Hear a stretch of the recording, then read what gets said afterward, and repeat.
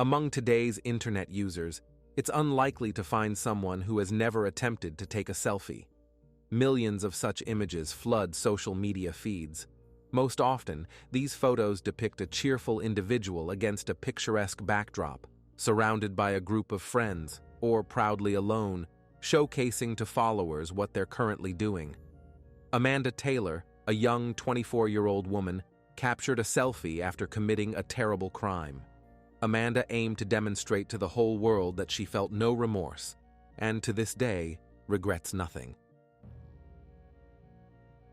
April 2015, Blue Ridge Parkway, a lengthy scenic route in the United States, stretching over 450 miles through the southern Appalachians of Virginia and North Carolina. Along this road, a white Jeep speeds by. Suddenly, it vanishes from sight, turning onto another, even more remote road where there's practically nothing. No houses, businesses, oncoming vehicles, or any signs. The Jeep pulls over, and from the driver's side emerges an attractive young woman, clutching a pistol in her hand. She circles the vehicle and opens the passenger door, where her friend and accomplice, 33-year-old Sean Ball, is situated. His condition is less than ideal. The man drifts in and out of consciousness. The woman raises her weapon, points it at Sean's face, and candidly explains how she used him. As she reveals the harsh truth about their actual relationship, how their entire friendship boiled down to him merely fulfilling her desires, she feels liberated, thus effortlessly pulling the trigger. After dragging the lifeless passenger to the roadside, the woman gets back in the car, turns around, and drives off in an unknown direction. Soon, Sean will be discovered, and it won't take long for the police to realize that the man on the roadside is a wanted criminal who had been evading justice because he carried out a violent act alongside his girlfriend, 24-year-old Amanda Taylor. Before he was found shot dead, there was already a serious manhunt for him, but now law enforcement officers saw that Amanda was capable of shooting even her own accomplice, so it was uncertain what else this woman might do while on the run. Amanda Taylor was born on March 27, 1991, in Christiansburg, Virginia, into a fairly well-off family. Her childhood could have been described as wonderful, if not for a period of teenage rebellion. It was then that her family endured a considerable amount of trouble. Amanda and her best friend Mariah repeatedly caught the attention of law enforcement. The girls met when they were both 12 years old. They quickly became friends, spending lots of time together and having fun. For instance, in 2005, the pals ran away from home, got into trouble, and it's unclear how things might have ended if they hadn't been caught and returned home. In 2006, Amanda staged a dramatic scene at Christiansburg Middle School, where she was studying at the time. She shouted across the classroom about how much she hated the place and that someday she'd grab a weapon and finish off everyone in sight. Teachers couldn't calm the agitated teenager on their own and called the police. Amanda was taken to the station for disorderly conduct, but this was exactly what she wanted, as she was tired of studying. Amanda constantly found herself in trouble. In that same year of 2006, she stole her mother's car and, along with her friend Mariah, ran away from home again. The high schoolers were once more caught and charged with underage possession of alcohol. Shortly after, they were detained again for assaulting a young man. It turned out the guy was Mariah's boyfriend, and they had some disagreement. No charges were filed against the girls, so they were given a lecture about inappropriate behavior and released. In 2011, Amanda and a couple of her acquaintances faced charges for manufacturing illegal substances. This is ironic, as in the future, controlled substances would become the reason Amanda would commit a crime. This was how the once exemplary girl, Amanda Taylor, spent her youth. Her friendship with Mariah continued, and together they caused many problems for their families. But at the time, they cared little about their parents' peace of mind, as teenagers often don't consider the consequences of their actions. Friends, over 90% of viewers watch videos without subscribing to the channel. Check if you're subscribed. If not, please be so kind as to subscribe to the channel to support me. When Amanda was 15 and 16, she met a guy named Rex Taylor, who later became her husband. He was 2 years older. From their very first encounter, these two were practically inseparable. Friends said they shared an invisible bond. They couldn't tear themselves away from each other, and many indeed thought they made a great couple. Amanda and Rex, as the girl herself said, had a common outlook, different from others' interests. They saw beauty in what others considered dark and evil. The young couple adored monsters and serial killers, often imagining themselves in the role of one, and it was against this backdrop of interest in criminals that they connected, later realizing they couldn't live without each other. Rex repeatedly wrote letters to famous killers in prison, and if any of them ever replied, the boy would publish the response letter on social media, boasting about the unusual acquaintance. He and Amanda amassed a whole collection of crime-related items and always enjoyed showing it to friends. Rex was also intrigued by how a serial killer's mind works, so he loved watching true crime stories. He even developed something like a friendship with a death row inmate named Paul. Rex and Paul frequently called and wrote to each other.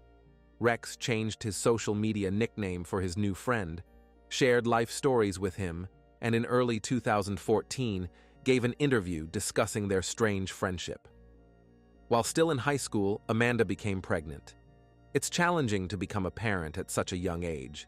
Not everyone has the strength to care for a baby and continue attending classes. Eventually, Amanda dropped out of school to look after her little son. Following her son, she gave birth to a daughter, so finishing school was out of the question. This doesn't mean she became a caring mom and settled at home with the kids. Rather, the arrival of her son and daughter was an excuse to leave school, as Amanda didn't actually have a burning desire to become a mother. The arrival of her son and daughter was merely confirmation for the young woman of the seriousness of her relationship with Rex. These two loved each other and couldn't imagine being apart. At the same time, arguments constantly flared up between them. They split up, got back together, suspected each other of infidelity, and experienced various difficulties. But one problem in this relationship was more prominent and complex than all the rest. This problem involved opioid medications. The Taylors could have become a wonderful, truly happy family if their relationship hadn't suffered due to Rex's addiction. The young man became addicted to pills at a very young age. According to Amanda, he first tried opioids at 12 years old, and they were given to him by his father, Charles Taylor. After that, the teenager quickly developed a dependency, which now became a stumbling block in his married life with Amanda. Their relationship resembled a roller coaster. One moment they were an almost ideal family. The next there were shouts, tears, and accusations. Although Rex was addicted to synthetic drugs, overall he was an excellent, caring guy. Rex loved Amanda and loved his children, but the harmful habit intensified over time, and the consequences could become irreversible. The situation reached its peak when Rex crashed the car. Under the influence of some drug, he got behind the wheel of the vehicle where their little ones were sitting in child seats. This became the last straw for Amanda. It was April 2014, and the young woman decided she'd had enough. She told her husband that she loved him and wouldn't want to be apart for a second, but now he had to leave.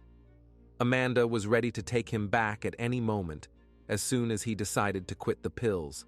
Rex had no choice but to return to his father, Charles Taylor.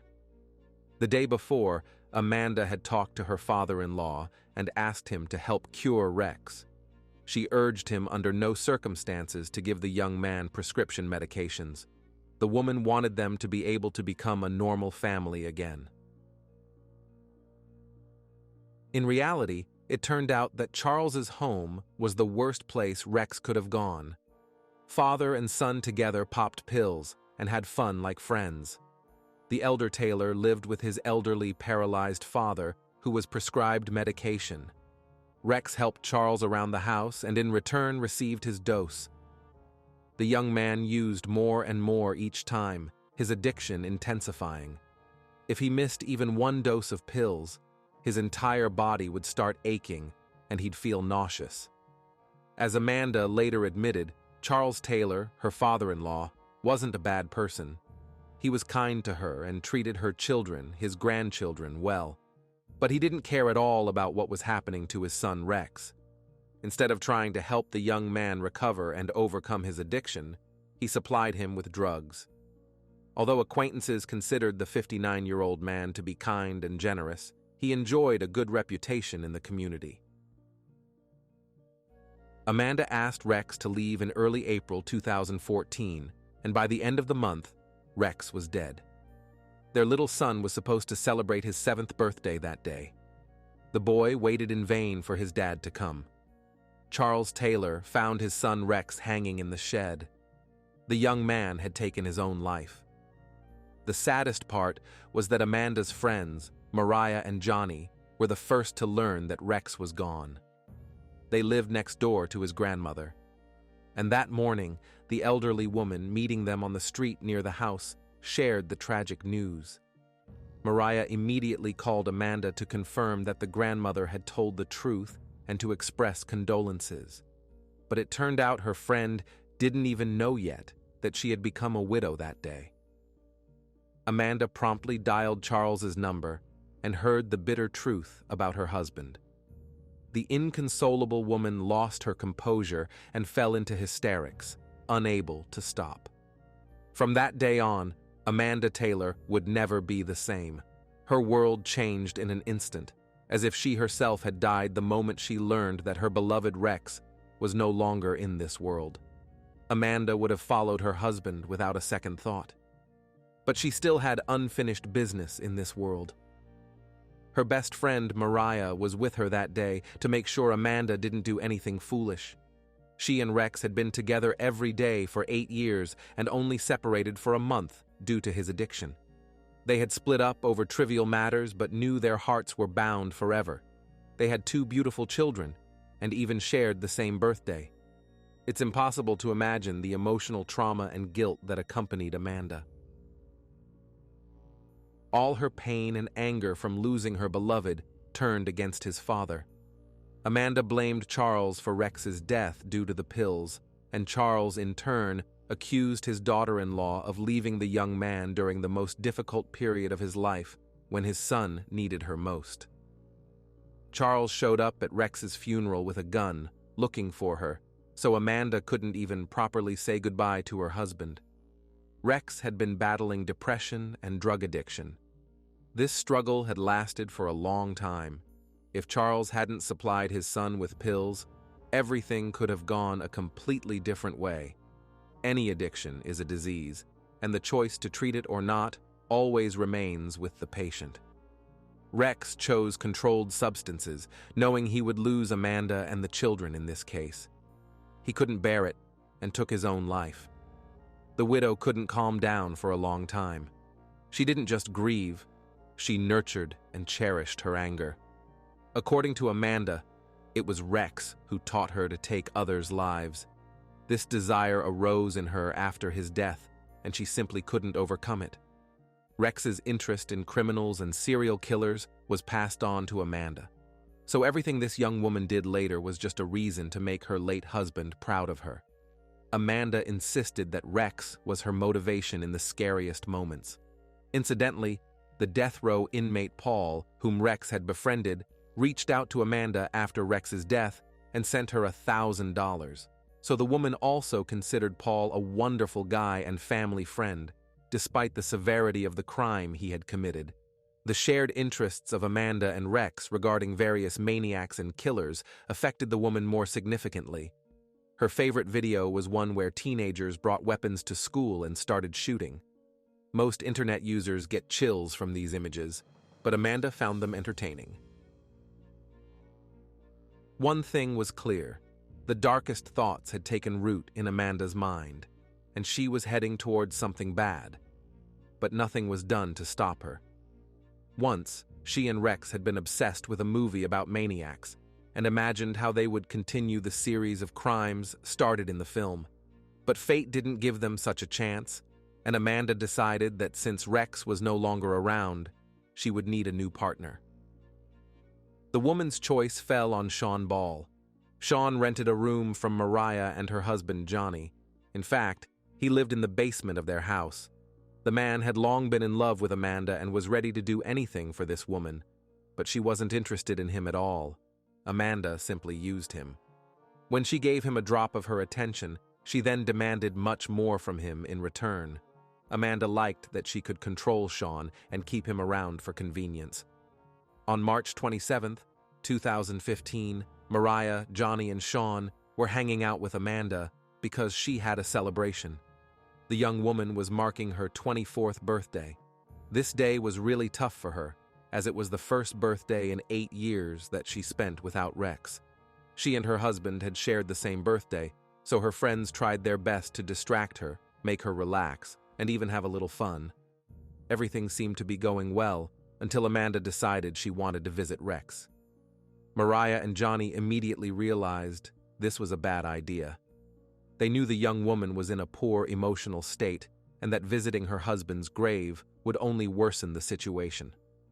On top of that, there was a knife in her purse. If you combine depression, unstable mental state, a knife, and her husband's grave, you could expect anything from Amanda. Her friends were simply afraid that the widow would go crazy, either lunge at them with the knife or harm herself. What they feared came to pass. Taylor collapsed on Rex's grave and began to have a hysterical fit. She pulled a knife from her bag, held it to her throat, and said she would go into the light after her husband right now. Fortunately, Sean and Johnny managed to grab her hands in time. The guys forcibly dragged Amanda to the car and drove her to her mother's house. It was around 2:30 in the morning. Her friends thought their friend had calmed down. But as soon as Amanda was outside, the drama unfolded with renewed vigor. The young woman broke free from the hands holding her and began waving the knife again. She shouted that it was her and Rex's day, and they should be together. If anyone interfered, she would not only leave herself, but also take her children. At that time, the Taylor's son was 7 years old, and their daughter was only 2. This doesn't mean she didn't love the little ones. She just thought at that moment that this way they would all be together with Rex again. Her loved ones had no choice but to call the cops. Amanda was caught and taken to the hospital. However, due to her behavior, she was taken to St. Albans Hospital, a center for psychiatric care and substance abuse treatment in Christiansburg. This wasn't Amanda's first such mental health crisis. At an earlier age, she had already been hospitalized twice because she had problems with anger. Now, she also told the doctors that she needed help because she wanted to harm herself or others. But she might take someone's life if they let her out. She even named a specific person, Charles Taylor. Amanda's mother, along with her friend Mariah, contacted the clinic and attempted to persuade the doctors that Amanda needed treatment, or she might genuinely do something reckless. Her loved ones implored the physicians to do everything possible to keep her in the hospital. However, less than a week after being admitted to the psychiatric facility, Amanda was discharged. Instead of outpatient care, Amanda was prescribed a multitude of medications she was supposed to take and sent home. Naturally, she didn't take any of the pills. The young woman called Mariah and said she'd come to their place. As close as Mariah was as a friend, she understood that Amanda currently posed a threat. She phoned her friend's mother and stepfather, requesting they pick up the girl from the hospital.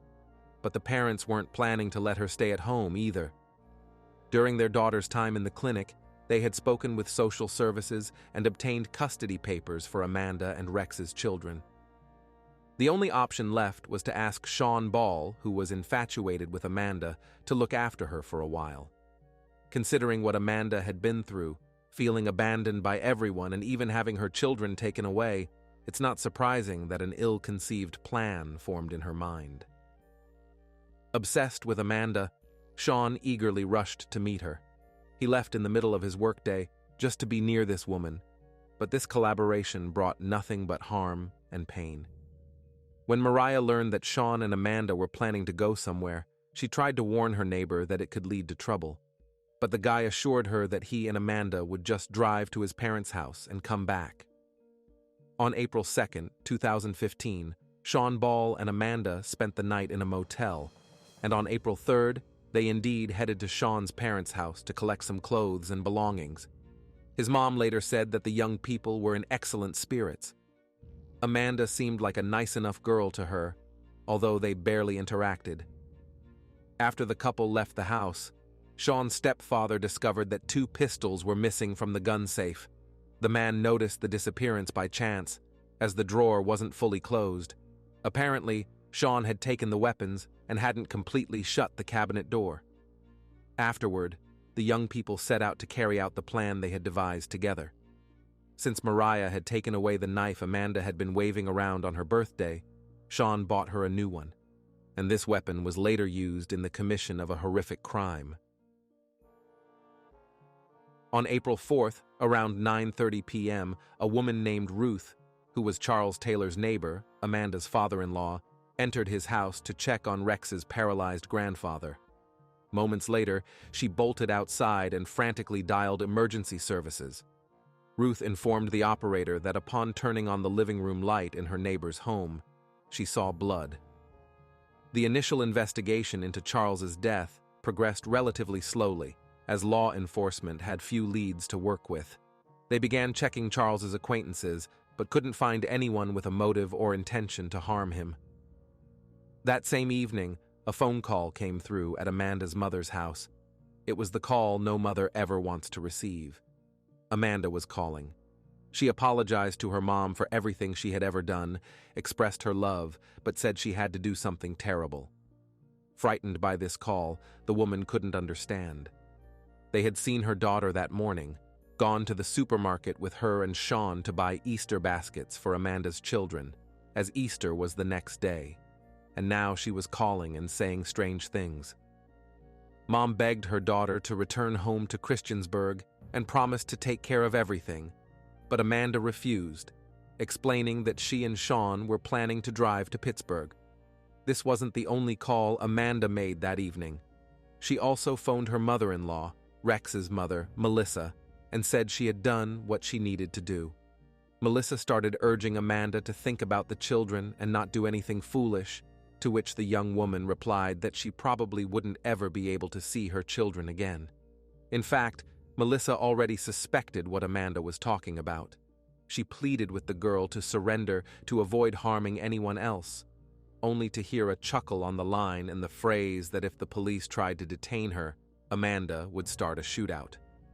Shortly after these calls, surveillance cameras captured Amanda and Sean at a sporting goods store, where they were buying ammunition for the pistols. Then at a gas station, where the accomplices were refueling. After that, the couple checked into a motel room. They were already being hunted because everyone knew who had committed the brutal attack on Charles Taylor's house. In reality, Amanda Taylor herself gave the police a clue. While on the run, she actively posted photos and messages about her crime on social media. Her numerous posts allowed detectives to track Amanda's movements and led them straight to the criminal when she least expected it. On a spring April day in 2015, Amanda and Sean set out for Charles Taylor's dilapidated house in Ironto, Virginia, precisely at 3:27. This number signified Rex and Amanda's shared birthday, March 27th. Initially, they decided the murder weapon would be a knife. Rex's widow wanted her father-in-law to know it was her and experience not just physical pain, but emotional anguish as well. Sean Ball struck the 59-year-old man in the head with a crowbar. When he fell, Amanda took up the weapon and began methodically stabbing Charles, plunging the knife deep into him. In total, she inflicted 31 stab wounds. The crime scene displayed absolute brutality. Blood spatter was visible everywhere. On paintings, walls, the entire couch where Charlie lay was thoroughly soaked with blood. But Amanda didn't stop there. She did something even more outrageous, photographing herself next to the body and posting the image on her social media account. She wrote that she had a valid reason for killing her father-in-law because he had destroyed her husband with opioid addiction. Though she wasn't a perfect wife, this was the last good deed she could do for Rex. Amanda asked the police not to look for her, warning that otherwise someone else might die. She just wanted to peacefully follow Rex to find tranquility. Simultaneously, she requested a crime blogger to publish her selfie, where Amanda posed in front of Charles Taylor's lifeless body with the knife still dripping blood. The blog author was horrified by the image sent to his email and, refusing to publish it, forwarded the photo to the police. Amanda Taylor had just tasted blood and now wanted more. After disposing of Charles Taylor, she and Sean fled. They managed to slip away from the scene unnoticed and head towards Tennessee. The fugitives spent the night in a rundown hotel in Bristol, then continued on in the morning. Amanda and Sean quickly realized they were running out of supplies. They had no money, no food, and very little gas left. Amanda presented her accomplice with two options to choose from. Either send as many people as possible to the afterlife to obtain their money and valuables, or surrender to the police because without money, they wouldn't get far. She herself was mentally prepared to carry out a mass slaughter. At this time, the accomplices stopped to rest and stretch. Not far from the road, they spotted two teenage girls visiting relatives on vacation. Amanda pointed out the schoolgirls to Sean, hinting that this was the most suitable option to start with. She introduced herself to the girls and brought them to the Jeep, where Sean was supposed to attack them. However, the man refused to harm the teenagers, saying he couldn't disappoint his mother anymore. Apparently, the guy was deeply troubled by his actions towards Rex's father and still couldn't shake the thought that he had done something terrible. His unclear behavior angered Amanda so much that she got back into the Jeep and drove off at a furious speed. The young woman was pushed to the edge. She recalled Sean's words before they set out on their mission, and she realized it was all lies. Previously, Sean Ball had claimed he was a former Navy SEAL and had participated in combat operations. In reality, he was a very quiet, shy person. The guy was simply showing off to impress the girl. At that moment, sitting in the passenger seat, he had already written a farewell letter to his mother and swallowed pills intending to voluntarily end his life. Amanda had a bottle of anxiety and depression pills in her bag that she was given at the hospital. Sean took it out and swallowed everything that was left. Amanda, noticing that the guy was starting to lose consciousness, didn't immediately understand what was happening until she saw the empty pill bottle on the car floor. This angered her even more. She regretted getting involved with such a weakling. At that moment, the girl made up her mind. She had to get rid of this burden in the form of Sean herself. Amanda steered the Jeep onto the deserted Blue Ridge Parkway, which runs through the southern Appalachians, Virginia, and North Carolina. She wanted to find a place where no one could interfere. Stopping on the shoulder, Amanda took the gun and headed to the passenger side door. She said she had only used him for her own interests, for the car, money, and the weapons he had stolen from his stepfather. After telling Sean exactly what she thought of him, she easily pulled the trigger, aiming the weapon at her former accomplice's face. Then she dragged the body out of the car, leaving him to die on the roadside. Heartlessly, she photographed his face. She immediately turned the Jeep around and sped away from the scene. Amanda was secretly pleased about finishing off her accomplice. The only thing she didn't know at that moment was that Sean Ball hadn't died. He would survive and soon start giving testimony. Meanwhile, Amanda tried to build a reputation as a ruthless maniac, continuing to bombard the crime blogger's email with new photos. The blogger, in turn, forwarded all of this to the police. Then Amanda bought a disposable phone and began calling the blogger to find out how her case was progressing. During this time, surveillance video from gas stations along the way helped police track Amanda. She was spotted driving in North Carolina. It was the random blogger who talked the girl out of starting a shooting spree in the city when she called him again. Eventually, using police spike strips, authorities were able to stop Amanda's car and take her into custody. Highway patrol pulled the suspect from the car and handcuffed her. She looked smug, as if proud of what she'd done. The young woman began to protest the officers' actions. She complained that they didn't even let her park and unbuckle her seatbelt.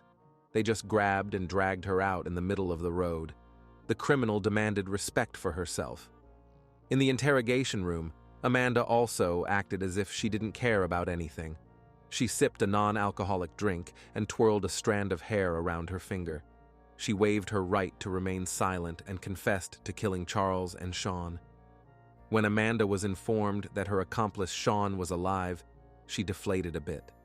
It turned out she wasn't as good a shot as she thought herself to be.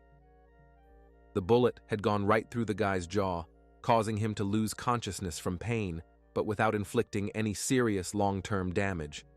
Then, in a chilling revelation, Amanda told her story to the detectives and stated that she wanted to be put on death row for attempting to take others' lives.